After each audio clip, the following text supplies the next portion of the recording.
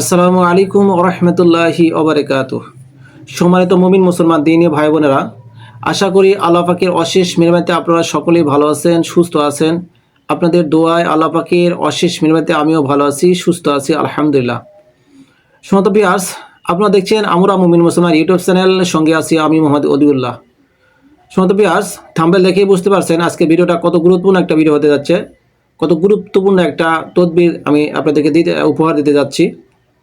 তো যাই হোক, মূল আলোচনা যাওয়ার পূর্বে আপনাকে বলি, আপনি যদি আমাদের চ্যানেলে নতুন দর্শক হয়ে থাকেন এবং এই রিলেটেড নিত্য নতুন ভিডিও পেতে চান এবং শিখে নিতে চান, তাহলে আমাদের চ্যানেলটি সাবস্ক্রাইব করে দিন এবং পাশে থাকা বেল আইকনটি অল করে দিন, যাতে করে আমি যখনই এই রিলেটেড নিত্য নতুন ভিডিও আপলোড দেবো আপনাদের মোবাইলে একটা নোটিফিকেশন যাবে।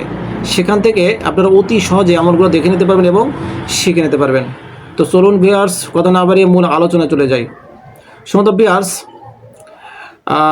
অনেক দিন হলো আপনাদেরকে আমি কোনো আমলের তদবির ভিডিও আপনাদেরকে দিতে পারতেছি না, কারণ বিভিন্ন ব্যস্ততা, রোগী দেখা, ছাত্রদেরকে সময় দেওয়া, কোর্স করানো, কোর্সের ক্লাসগুলো পরিচালনা করা, আনুষাঙ্গিক বিষয়, নিজের আমল, নামাজ কালাম এবং নিজের পরিবার, এগুলো সব কিছু মিলে খুব প্রচুর ব্যস্ততার মধ্যে পড়ে গেছি, যার কারণে আমি আপনাদেরকে ভিডিওগুলো দিতে পারি নাই। আমি আন্তরিকভাবে দুঃখিত। ইনশাল্লাহ এখন থেকে আপনাদেরকে আমি নিয়মিত আমলগুলো দেওয়ার চেষ্টা করবো ইনশাআল্লাহ। তো যাই হোক, আজকে যে আমলটা নিয়ে আমি আপনাদের সামনে হাজির হয়েছি, অত্যন্ত গুরুত্বপূর্ণ একটা বিষয়। আপনি নিজের বাড়িতে বসে থেকেই, নিজের ঘরে বসেই আপনি নিজের পরীক্ষা নিজেই অথবা যে কোনো ব্যক্তির আপনি পরীক্ষা করতে পারবেন। তো সে কিসের সমস্যা জর্জরিত, কিসে সে আক্রান্ত, সে জাদুতে আক্রান্ত, নাকি সে ডাক্তারি সমস্যা আক্রান্ত, নাকি সে জিনের রোগীতে আক্রান্ত, নাকি সে কোনো অন্য কোনো ভয়ের গান, এরকম সমস্যা, এক কথা তার হাজরাত আপনি ঘরে বসে ইনশাআল্লাহ করতে পারবেন।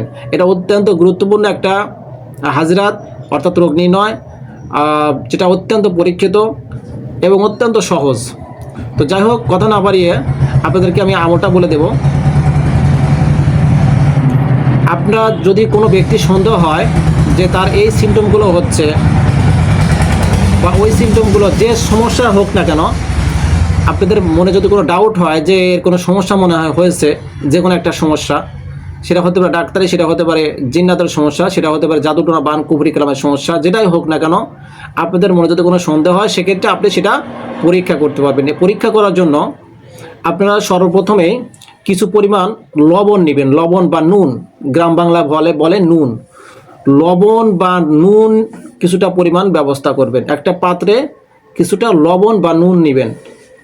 এরপরে রুগীকে সামনে তো রাখবেনই, রুগীকে অজু করে সামনে রাখবেন। আপনার তো অজু অবস্থায় থাকবে, যেহেতু এটা পরীক্ষা, তারপরে নিজের শরীরটাকে আপনি হেসার করে নেবেন।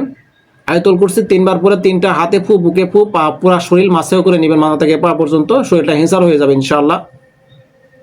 তো এরপরে রুগীকে সামনাসামনি বসিয়ে লবণটা সামনে রেখে ওই লবণের উপরে সর্বপ্রথমেই কি করবেন, আউযু বিল্লাহি মিনাশ শাইতানির রাজিম, বিসমিল্লাহির রহমানির রহিম একবার পড়ার পরে আয়াতুল কুরসি, অর্থাৎ সূরাতুল বাকারার আয়াত নম্বর 255 নম্বর আয়াত, এর 255 থেকে 257 নম্বর আয়াত, অর্থাৎ আয়াতুল কুরসি আল্লাহু লা ইলাহা ইল্লা হুয়াল হাইয়ুল কাইয়ুম থেকে শুরু করে, এখান থেকে শুরু করে আলিউল আজিম পর্যন্ত শেষ, এটা তো আয়াতুল কুরসি, কিন্তু তা না করে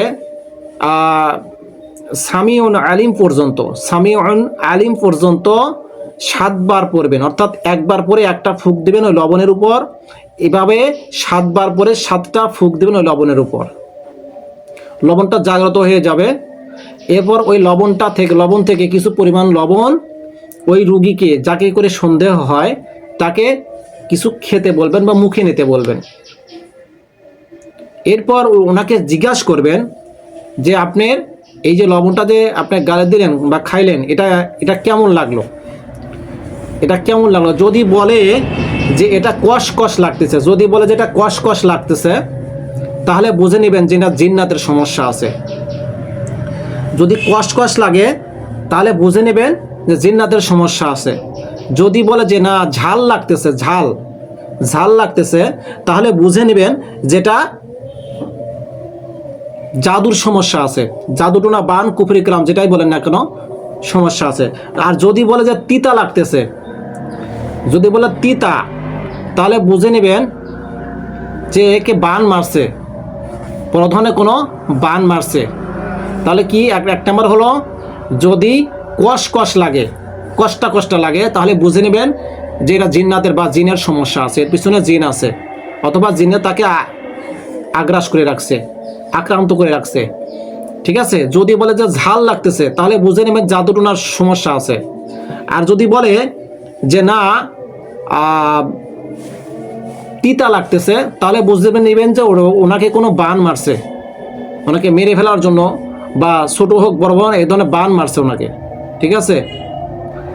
আর যদি বলে যে না মিষ্টি লাগতেছে, মিষ্টি লাগতেছে, যদি বলে যে মিষ্টি লাগতেছে, তাহলে বুঝে নেবেন যে এটা ওনার কোনো মনের ভয়ের কারণে এরকম সমস্যা করতেছে। ঠিক আছে। আর যদি বলে যে না স্বাভাবিক আছে, যেরকম নুনটা বা লবণটা স্বাভাবিক লাগে সেরকমই লাগতেছে, তাহলে বুঝে নেবেন যে এটা কোনো সমস্যা নয়, এটা হয়তো বা ডাক্তারি সমস্যা। ঠিক আছে। তো আশা করি আমার আমলটা স্পষ্ট বুঝতে পারছেন।